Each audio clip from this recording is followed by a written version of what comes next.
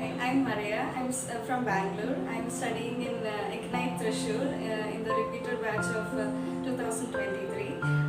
In this first session of Nata, I scored 154 marks. I achieved this mark through a lot of hard work and practicing a lot of previous year's questions. We were provided in Ignite material a lot of previous year's questions and practice questions for every topic. And even in class and online classes, we get more extra questions. And in the app, we also had many previous year's questions and sample papers through which I was able to achieve this score. And also, the teachers are very helpful. They're always attentive to any doubts you have. You can message them and they will reply immediately to clear your doubts. I would practice arithmetic questions every day. I have a separate book for all the formulas for all the arithmetic topics so that I could refresh the formulas, or whenever I need to revise the chapter, I could just revise the formulas first and then go to sample paper so that I can immediately do the questions.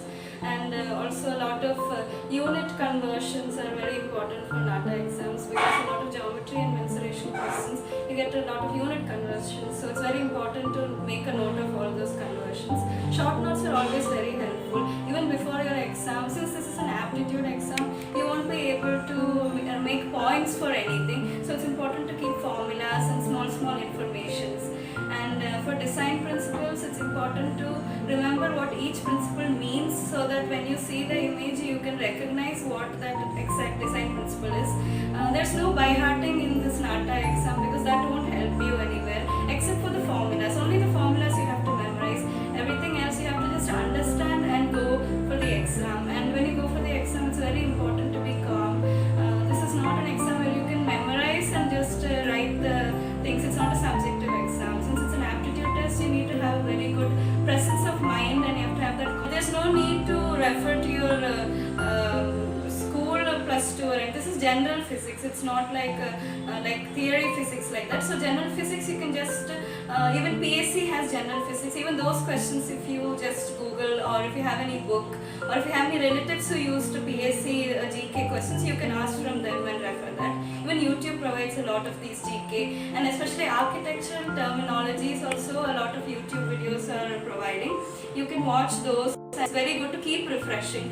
Don't just watch it one time and assume that you remember it, because it's very difficult to just remember those terms. A lot of confusing terms are there. It's also very helpful if you use those terms in your daily life. For example, when you're sitting next to a window, you can say you're near the windowsill, or if you're on the terrace, you can generally just talk to your brothers or sisters or your parents and be like, this is the parrot. But you can just talk to them generally and just give them the information that you learn, so that it will be like a revision for you. Also, combined studies is very helpful. It's good to ask each other questions, or if you find new information, you can ask them, and if they know that, they'll answer it, and you can share like that. Sometimes we feel lazy to study on our own, so combined studies is very good. Even if your friends are far away, you can do it online now. Everything you can do it online. So that's very helpful, and it will be very fun to study that way. I did a lot of mock exams that were available on the Ignite Education app. Those mock exams are very helpful, because I know an idea of how the exam is going to be, so that when I actually attended the actual Nata exam, it didn't feel like I was suffocated with many questions and different kinds of questions, because in these mock exams you see all the types of questions, like similar type of questions that will be available, and a few questions were actually repeated. Some of the design principle images were already given in some of the mock exams, so from that it was easy to score in those questions. And these design principles questions are very when you attend the mock exams, you know what kind of confusing options they give you, because if you just study design principles and without solving questions, you can't write the exam properly, because you'll get very confused between the different options which sound very similar.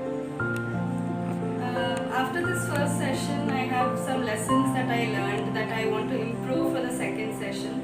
I want to improve more on the design principles, because this time they asked a lot of architectural questions, which in those terms I wasn't very familiar of, which is why I lost a lot of marks in that. And also architectural GK. GK is something that you can never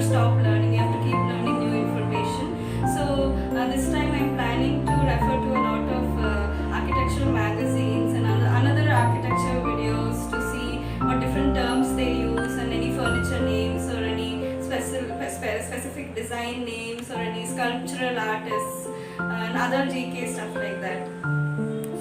Okay. So this is all I had to say, and I wish everyone who's attending their Nata exams, the next two sessions, all the best. I hope you score very good marks.